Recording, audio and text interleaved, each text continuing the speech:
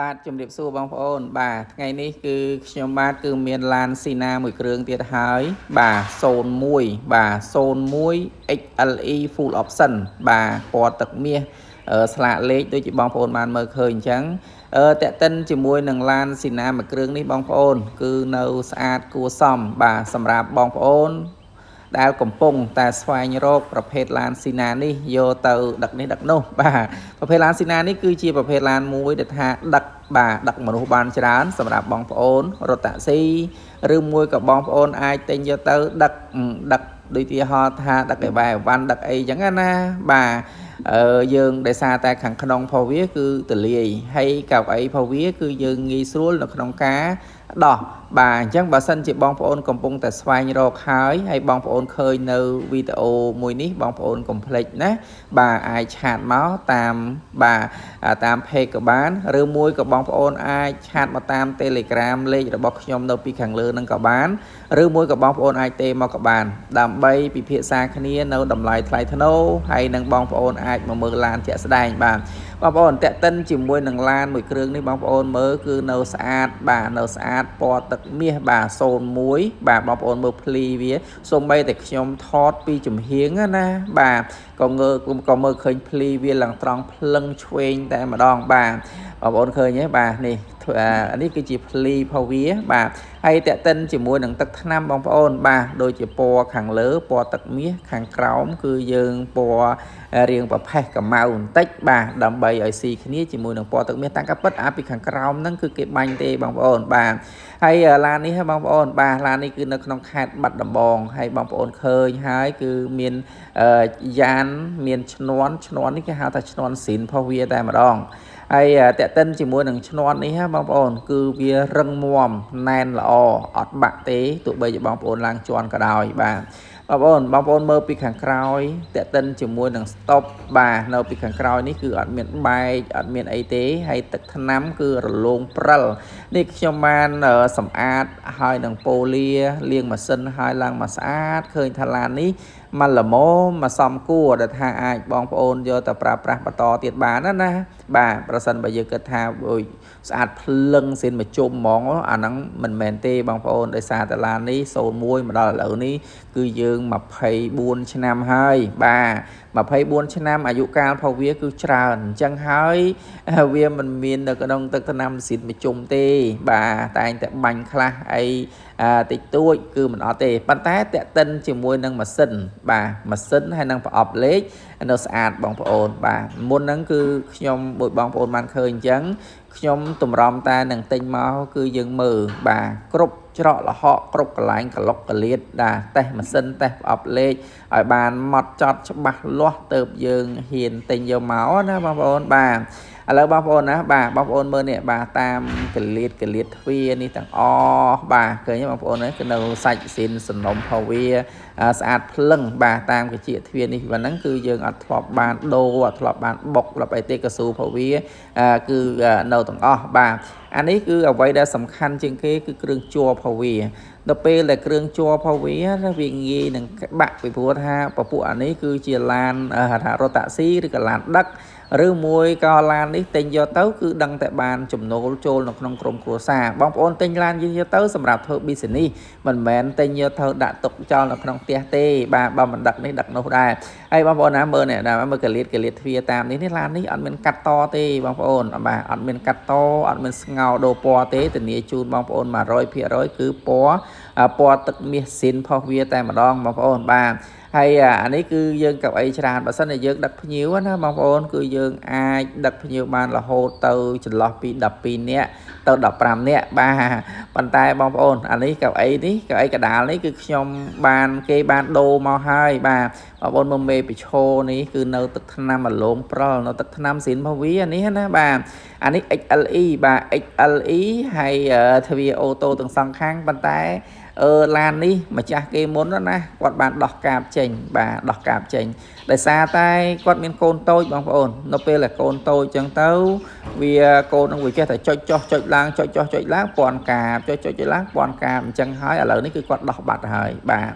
បងប្អូនតេតិនជាមួយនឹងពីខាងក្រោយបាទបងប្អូនមើលកលៀតកែងមើលពីខាងក្រោយនេះគឺអត់មានឃើញស្នាមបុកប៉ះពីកលាប់កាត់តអីទេបងប្អូនឃើញទេបាទនៅកយ៉ាវស៊ីននៅសំណុំស៊ីនភវាមកទាំងអស់មកបាទតាមអាលើនេះតាមកជាទ្វានេះប្រសិនបើយើងឡានយើងប្រើខ្លាំងណាបាទតាមពីខាងលើហ្នឹងគឺវាស្រុតវាប្រេះវាស្រាំអីចឹងទៅបាទពីលើនេះបាទឃើញទេប៉ុន្តែសម្រាប់ឡានគ្រឿងនេះគឺអត់ទេបងប្អូនបាទអត់ទេអញ្ចឹងប្រសិនបើនៅក្នុងករណីបងប្អូនប្រុសស្រីណាចង់បានហើយនឹងកំពុងតែស្វែងរកប្រភេទឡាន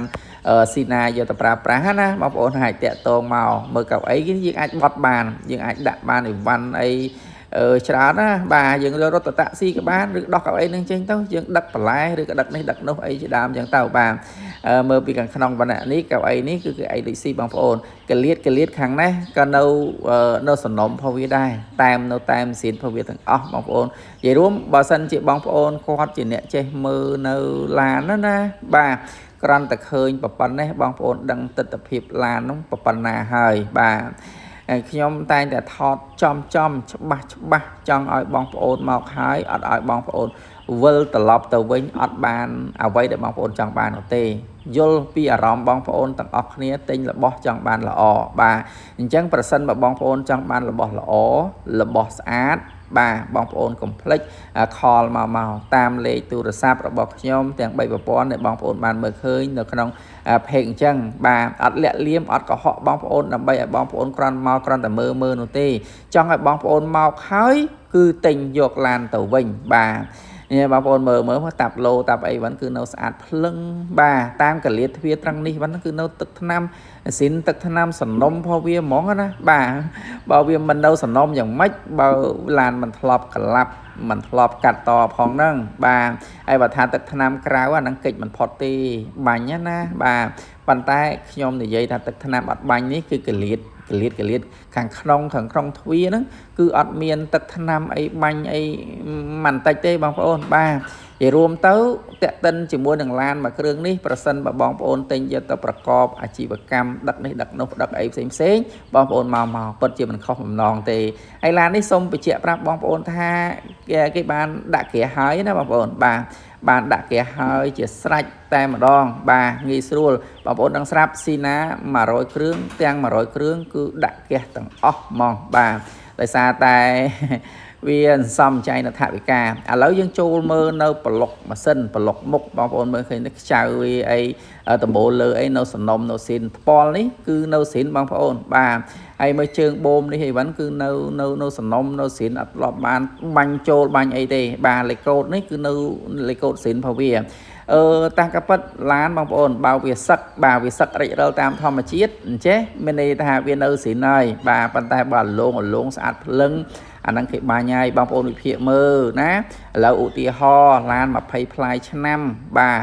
24ឆ្នាំ01 24ឆ្នាំប្រសិនបើមកនៅអាលងព្រិលហ្មងបងប្អូនគិតមើលថាតើ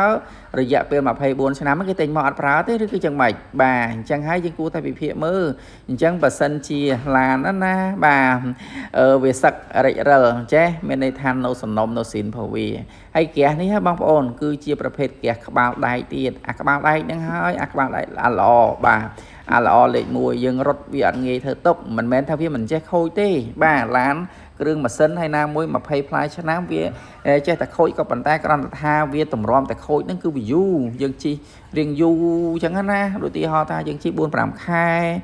4-5 ខែអីយើងចូលជាងម្ដងអីចឹងទៅបាទអារឿងថាមិនឲ្យខូចបដ ாய் ហ្នឹងគ្មានលាតឡានណាមួយដែលថាមិនខូចទេបងប្អូនទិញឡានខ្លាញ់គោមកនៅតែត្រូវដូរវិញម៉ាស៊ីនបងប្អូនទិញខ្លាញ់គោមកនៅតែខ្លះណារៀបចំអត់ត្រូវសំណុំផងវានៅតែខូចដូចគ្នាប៉ុន្តែអានេះបងប្អូនគិតមើលណាបាទបងប្អូនគិតមើល24ឆ្នាំអាយុកាលផងវារឿងអីថាវាមិនខូចបាទអញ្ចឹងគាត់ថាឡាននេះវានៅសំណុំបាទនៅសំណុំនៅស្អាតពេលថាយើងយកទៅប្រើប្រាស់4-5 ខែមួយខែអីយើងចូល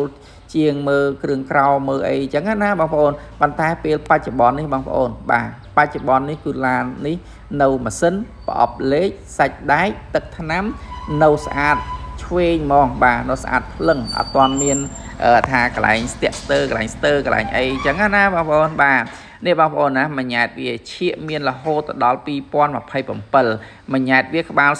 0012បាទអញ្ចឹងស្លាកលេខនេះត្បូងឃុំនេះគឺជាស្លាកលេខអាស៊ីនមកនេះតែម្ដងបាទអរគុណសម្រាប់បងប្អូនដែលបានតាមដាននៅវីដេអូរបស់ខ្ញុំតាំងពីដើមរហូតដល់ចប់អរគុណសូមជម្រាបលា